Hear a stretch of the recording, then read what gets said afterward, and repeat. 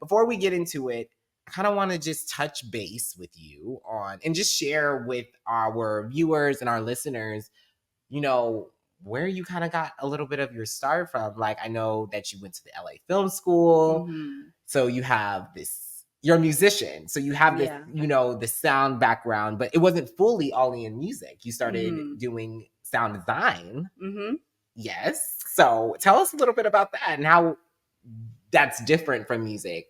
I have a lot of sound design friends that do music as well. And of course they prefer music over sound design. But how was your take on sound design being a musician? Yeah, so initially when I was touring the LA Film School, I actually wanted to go for the music production program. But my advisor at the time was like, as a woman, it's very hard to be taken seriously in the music business. So she was like, you're already a musician, so nobody can really teach you that. Right. You already have that naturally. So why don't you learn the technical part?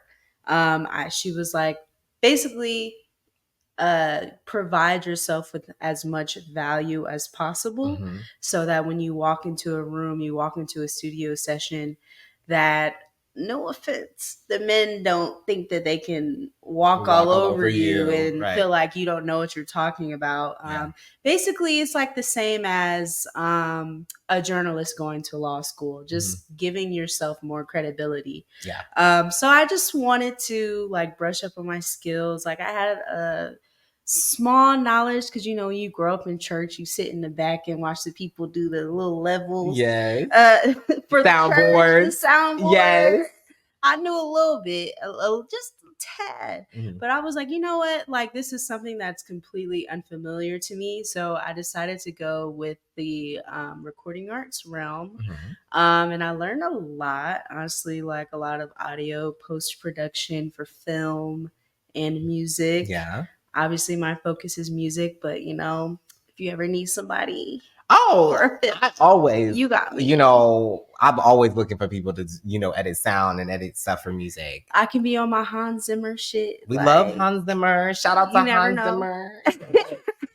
But I think it's, I think that's great. No, I love that you're diverse in both. Like, you still have like a passion, but you have a passion for movies. I know that personally. Yeah. Like, you love movies. So you do critique movies down, and you do, you critique everything, not just the sound, but also the visuals and the soundtrack and all these things. So you're very diverse in that and splitting that up within sound design versus music. So I love that. I love that. So tell me about your first single. You have, I know about it. It's actually one of my personal favorite songs. But before we really get into the first single and into the album and everything, but tell us your direction on music, how you got your start in the sense of wanting to record and produce your own music, and how Be My Boo, your single, came about. Yeah.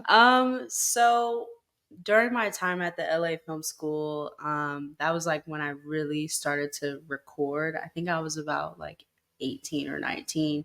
And they once you got to a certain level within completing your program, you had 24 hour access to the studios. Wow. And it's state of the art shit. Yeah. So I'm in there first time, hold on. I can do this. I can really do this. And that's when I really started playing around with my sounds. I started off doing covers on SoundCloud and just uploading a couple of mixtapes on there. Check me out if you want to see some of my earlier work. First plug. First plug. And then I ended up taking a little bit of a hiatus from music. But while I was on that hiatus, I was just writing a shit ton of fucking music. Yeah. I probably could publish an anthology of all the music that I wrote, just within from the age of 18 to 23, I would say. So Be My Boo, I actually wrote that when I was about 22, 23. Okay. And I had the melody and I had everything that I wanted to sound like, but I just didn't have an instrumental. Yeah. And as a creative person, you might have those sessions where you might smoke, put on some YouTube, start writing to some beats, and I said, hold on. Tight beat. Shout out to my tight beat writers. Said, wait a minute. This beat, like, hold on, I can hear the beat in my boo. Like, I can hear it on this beat. And I love that song. Like, it's a bob.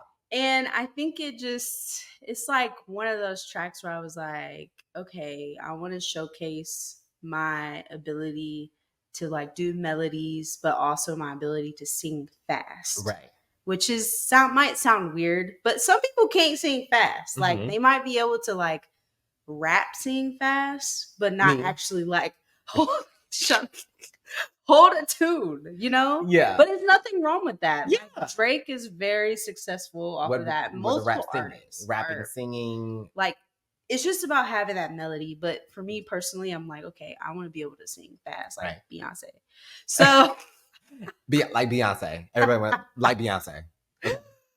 And yeah, that was like kind of my first little test trial run, and like the beat is like very smooth, but it's very hard hitting, and it kind of has like a commercial sound to it.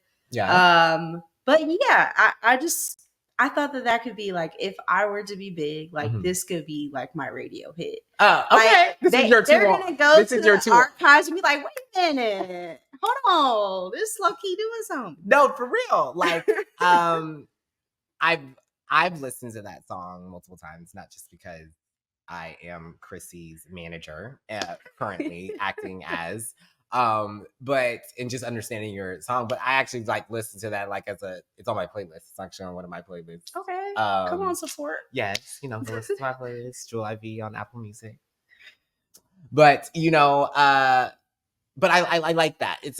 I think it really does resonate, and I mean we're gonna talk more about your evolution in your music, but it really does kind of set the tone for kind of like where you are now.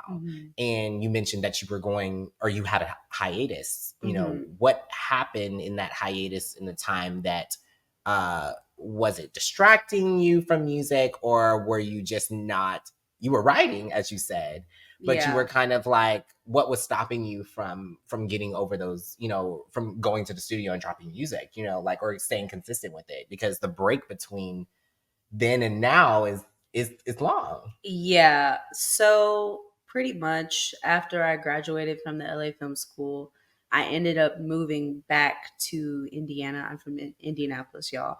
So I moved back to Indy because I was just so like scared. I didn't know what I wanted to do. I kind of had like a minor existential crisis once I graduated. Oh no.